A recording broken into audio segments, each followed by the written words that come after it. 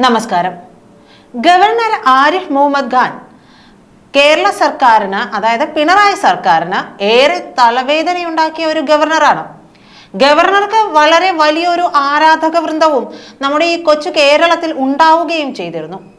സത്യത്തിൽ ഈ ഗവർണർ ആരിഫ് മുഹമ്മദ് ഖാൻ ചെയ്തത് വളരെ ടാക്ടിക് ആയിട്ടുള്ള ഒരു കാര്യങ്ങളാണ്. അതായത് പിണറായിയുടെ ആ ഒരു പിണറായി ബുദ്ധിയുണ്ടല്ലോ, പിണറായി ബുദ്ധിയോട് കിട്ടപിടിച്ച് നിൽക്കുന്ന രീതിയിലുള്ള പ്രവർത്തനങ്ങളാണ് ഈ SFIക്കാരോടും തന്നെ തല്ലാൻ വന്നിട്ടുള്ള SFIക്കാരുടെ മുമ്പിലേക്ക് ഇറങ്ങിച്ചെന്ന് എന്നാ വേണമെങ്കിൽ അടിക്കട എന്ന രീതിയിൽ നിന്നു കൊടുത്തതും, കോഴിക്കോട് അങ്ങാടിയിലൊക്കെ ഇറങ്ങി നടന്നതും, ഈ പറയുന്ന SFIയെയും ഇടതുപക്ഷക്കാരെയും ഒക്കെ ആട്ടി ഓടിക്കാൻ കാണിച്ച ആർജവവും ഒക്കെ അത് പിണറായിക്ക് അങ്ങ് രസിച്ചില്ല. എന്തായാലും ഇദ്ദേഹം പോയതോടുകൂടി, അതായത് ആരിഫ് മുഹമ്മദ് ഖാൻ പോയതോടുകൂടി ആ തലവേദന ഒഴിഞ്ഞു എന്നതാണ് കരുതിയത്.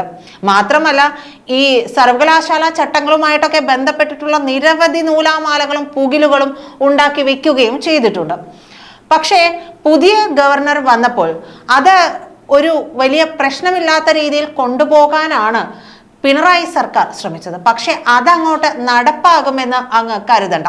കാരണം ഗവർണറും മൊടയോടുകൂടി തന്നെയാണ് നിൽക്കുന്നത്. ഇവിടെ വീണ്ടും ഒരു ഗവർണർ പിണറായി പോര്, അതായത് ആർലേക്കർ പിണറായി പോര് ശക്തമാകുന്ന സൂചനകളാണ് നമുക്ക് ലഭിക്കുന്നത്. അതായത് UGC കരട് നിർദ്ദേശങ്ങൾക്കെതിരെ സംസ്ഥാന സർക്കാർ നടത്തിയ കൺവെൻഷനിൽ വൈസ് ചാൻസലർമാർ പങ്കെടുത്തില്ല.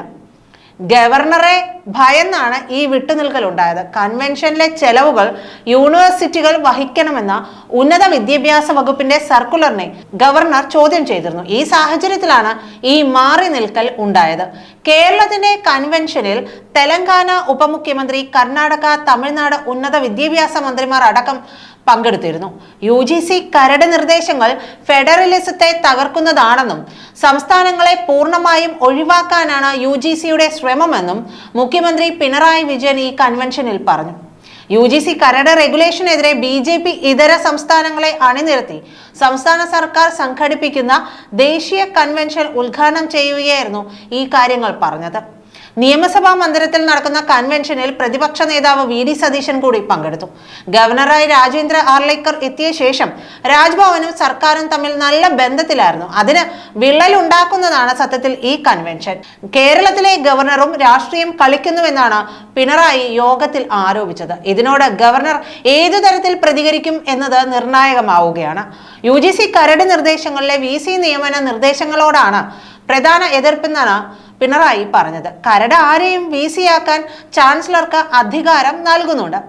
നിയമസഭകളുടെ അധികാരത്തെയാണ് ഇതൊക്കെ വെല്ലുവിളിക്കുന്നത്. ഗവർണർമാർക്കെതിരെയും മുഖ്യമന്ത്രി വിമർശനം ഉന്നയിച്ചിട്ടുണ്ട്. BJP ഇതര സംസ്ഥാനങ്ങളിലെ ഗവർണർമാർ സംസ്ഥാന സർക്കാരുകളെ സമ്മർദ്ദത്തിലാക്കാൻ ശ്രമിക്കുകയെന്നായിരുന്നു വച്ചു കീച്ചിയത്. നിയമസഭ പാസാക്കുന്ന ബില്ലുകളിൽ ഗവർണർമാർ തീരുമാനമെടുക്കാൻ വൈകുകയാണ്. രാഷ്ട്രീയ യജമാനന്മാർക്ക് വേണ്ടി ഗവർണർമാർ രാഷ്ട്രീയം കളിക്കുന്നു. കേരളത്തിലും ഇതേ സ്ഥിതി തന്നെയാണ്. ഗവർണർമാർ ചാൻസലർ എന്ന നിലയ്ക്ക് രാഷ്ട്രീയ ഇടപെടൽ നടത്തിക്കൊണ്ടിരിക്കുകയാണ്. കരട് നിർദ്ദേശത്തിൽ തിരുത്തൽ വേണമെന്നും ഉന്നത വിദ്യാഭ്യാസ മേഖലയെ വാണിജ്യവൽക്കരിക്കാനാണ് നീക്കമെന്നുകൂടി മുഖ്യമന്ത്രി പറഞ്ഞു. UGC കരട് നിർദ്ദേശങ്ങൾ ജനാധിപത്യ വിരുദ്ധമാണെന്നും പുനഃപരിശോധന ആവശ്യമാണ് എന്നും പറഞ്ഞു. സെർച്ച് കമ്മിറ്റികളിലൊക്കെ പിടിമുറുക്കി. വൈസ് ചാൻസലർ നിയമനം ചാൻസലറുടെ പൂർണ്ണ നിയന്ത്രണത്തിലാക്കുന്നതോടെ രാഷ്ട്രീയ ഇടപെടൽ ശക്തമാകും. മിക്ക സർവകലാശാലകളുടെയും ചാൻസലർ ഗവർണർമാർ ആയതിനാൽ ഗവർണറെ നിയമിക്കുന്ന രാഷ്ട്രീയ പാർട്ടികൾക്കാവും വൈസ് ചാൻസലർ നിയമനത്തിലെ പൂർണ്ണ അധികാരം. സംസ്ഥാനങ്ങളെ പൂർണ്ണമായി ഒഴിവാക്കാനാണ് UGC നീക്കം. അക്കാദമിക് പ്രാവീണ്യമില്ലാത്തവരെയും വൈസ് ചാൻസലർമാരായി നിയമിക്കാമെന്ന കരട് നിർദ്ദേശം ഉന്നത വിദ്യാഭ്യാസ രംഗത്തെ നിലവാരം തകർക്കുമെന്നാണ് മുഖ്യമന്ത്രി പറഞ്ഞത്. പൂനെ ഫിലിം ഇൻസ്റ്റിറ്റ്യൂട്ട് മുതൽ ICHR വരെയുള്ള പ്രമുഖ സ്ഥാപനങ്ങളിൽ രാഷ്ട്രീയ നിയമനം നടക്കുന്നതൊക്കെ നമ്മൾ കണ്ടതാണ്. ഇത്തരത്തിലുള്ള നീക്കം ഉന്നത വിദ്യാഭ്യാസ രംഗത്തുണ്ടാകുന്നത് തടയാനുള്ള ബിൽ നിയമസഭ പാസാക്കിയിരുന്നു. എന്നാൽ അത് തടഞ്ഞുവെച്ചു. അതിനെതിരെയാണ് സർക്കാർ സുപ്രീം കോടതിയെ സമീപിച്ചത്. നിയമസഭകളുടെ അവകാശം പോലും കവർന്നെടുക്കുകയാണ്. പുതിയ കരട് നിർദ്ദേശത്തിൽ അസിസ്റ്റന്റ് പ്രൊഫസർ നിയമനം, സ്ഥാനക്കയറ്റം തുടങ്ങിയ കാര്യങ്ങൾക്ക് വച്ചിരിക്കുന്ന മാനദണ്ഡങ്ങൾ പുനഃപരിശോധിക്കേണ്ടതാണെന്നും മുഖ്യമന്ത്രി പറഞ്ഞു. കൺവെൻഷൻ സംഘടിപ്പിച്ചതിന് സംസ്ഥാന സർക്കാരിനെ അഭിനന്ദിക്കുകയാണെന്നും UGC ഭരണഘടനയ്ക്കുള്ളിൽ നിന്നായിരിക്കണം പ്രവർത്തിക്കേണ്ടതെന്നും പ്രതിപക്ഷ നേതാവ് VD സതീശനും സപ്പോർട്ട് ചെയ്തു.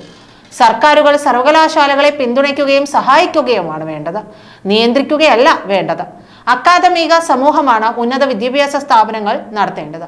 UGC കരട് നിർദ്ദേശങ്ങൾക്കെതിരെ നിയമപരമായും ഭരണഘടനാപരമായും നീങ്ങണമെന്ന് പ്രതിപക്ഷ നേതാവ് VD സതീശൻ പറഞ്ഞു. MLA മാർ, വിവിധ വകുപ്പുകളിലെ സെക്രട്ടറിമാരും ഉന്നത വിദ്യാഭ്യാസ വകുപ്പിലെ വിവിധ ഏജൻസികളുടെ മേധാവികളുമൊക്കെ വിവിധ സർവകലാശാല നേതൃത്വങ്ങളും അധ്യാപകരും ഗവേഷകരും വിദ്യാർത്ഥികളും അനധ്യാപക ജീവനക്കാരും ഉൾപ്പെടെ സംസ്ഥാനത്തെ എല്ലാ ഉന്നത വിദ്യാഭ്യാസ സ്ഥാപനങ്ങളിൽ നിന്നും കൺവെൻഷനിൽ പ്രതിനിധികൾ ഉണ്ടായിരുന്നു. എന്തായാലും മുഖ്യമന്ത്രിയുടെ ഈ ആരോപണങ്ങൾക്കുള്ള മറുപടി രാജ്ഭവനിൽ നിന്ന് വരേണ്ടിയിരിക്കുന്നു. ആർലേക്കർ ഇതുവരെയും വലിയ കടുപ്പിച്ചിട്ടുള്ള തീരുമാനങ്ങളൊന്നും പറഞ്ഞിട്ടില്ല. പക്ഷേ ഏറ്റുമുട്ടാനാണ് പിണറായിയുടെ തീരുമാനമെങ്കിൽ തനി RSS വക്താവായിട്ടുള്ള ആർലേക്കർ എടുക്കുന്ന തീരുമാനങ്ങളും കടുത്തത് തന്നെയായിരിക്കും. മാത്രമല്ല, ഗവർണർക്ക് മുമ്പിൽ സർക്കാരിന്റെ മറ്റൊരു അപേക്ഷ കൂടി ഇരിപ്പുണ്ട്. അതായത് ഭാസ്കര കാർണവർ കൊലക്കേസ് പ്രതി ആയിട്ടുള്ള ഷെറിനെ ഇനി വിടുതൽ കൊടുക്കാനുള്ള ഒരു കാര്യം കൂടി, ഒരു ഉത്തരവിനുള്ള അനുമതി കൂടി ഗവർണറുടെ പക്കൽ നിന്ന് ലഭിക്കേണ്ടതുണ്ട്. ആ ഒരു കാര്യം ഗവർണറുടെ മുൻപിൽ ഇരിക്കുകയാണ്. ഗവർണർ ഇതിൽ നിയമാനുസൃതമായിട്ടുള്ള തീരുമാനം എടുക്കുമെന്നാണ് പറഞ്ഞിട്ടുണ്ടായിരുന്നത്. പക്ഷേ ഗവർണർക്ക് അറിയില്ലല്ലോ, ഈ മന്ത്രിസഭയിലെ പ്രധാനപ്പെട്ട പലർക്കും ഷെറിനെ ആവശ്യമുണ്ട്, പ്രത്യേകിച്ചും ഒരു മന്ത്രിക്ക്. ഈ മന്ത്രിയാണെങ്കിൽ മുൻ മന്ത്രിസഭയിലും, അതായത് ഉമ്മൻചാണ്ടി മന്ത്രിസഭയിൽ കൂടി ഇത്തരത്തിലുള്ള പെണ്ണു കേസുകളിൽ പെട്ടിട്ടുള്ള ആളാണ്.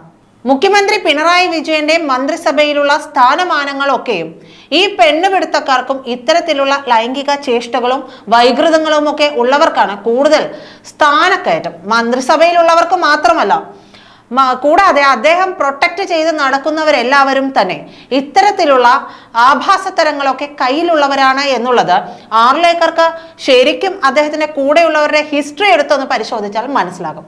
എന്തായാലും ഗവർണറെ പ്രതിരോധത്തിലാക്കുക എന്നുള്ള കാര്യങ്ങൾ മുൻനിർത്തിയായിരിക്കണം മുഖ്യമന്ത്രി പിണറായി വിജയൻ ഇക്കാര്യം പറഞ്ഞത്. പക്ഷേ ഈ ഒരു ഫയൽ ഗവർണറുടെ മുൻപിൽ ഇരിപ്പുണ്ട് എന്നുകൂടിയുള്ള ചിന്ത അദ്ദേഹത്തിന്, അതായത് പിണറായി വിജയന് ഉണ്ടായിരിക്കേണ്ടതാണ്. പക്ഷേ അത് മുന്നിൽ കണ്ടല്ല മുഖ്യമന്ത്രി ഇത്തരം ഒരു തീരുമാനം എടുത്തിരിക്കുന്നത് എന്ന് വേണം കരുതാൻ. അതായത് ഈ മന്ത്രിയുടെ, ഷെറിനെ ആവശ്യമുള്ള ഈ മന്ത്രിയുടെ ആഗ്രഹങ്ങൾ കല്ലെത്താവും എന്നുള്ളതാണ് പറഞ്ഞു വരുന്നത്. കാരണം ഇത്തരത്തിലുള്ള ആരോപണങ്ങൾ ഉന്നയിക്കുമ്പോൾ ഒരിക്കലും കടുത്തതല്ലാതെ മറ്റൊരു തീരുമാനവും രാജ്ഭവനിൽ നിന്ന് ഉണ്ടാകേണ്ടതില്ല. അപ്പോൾ രാജ്ഭവനിൽ നിന്ന് വരുന്ന തീരുമാനം കടുത്തതായതുകൊണ്ട് തന്നെ ഇവർക്കിടയിൽ ഒരു ഏറ്റുമുട്ടൽ സാധ്യത കൂടുതലാണ്. അതുകൊണ്ട് ഷെറിൻ മിക്കവാറും ജയിലിൽ തന്നെ കഴിയേണ്ടി വരും. നന്ദി.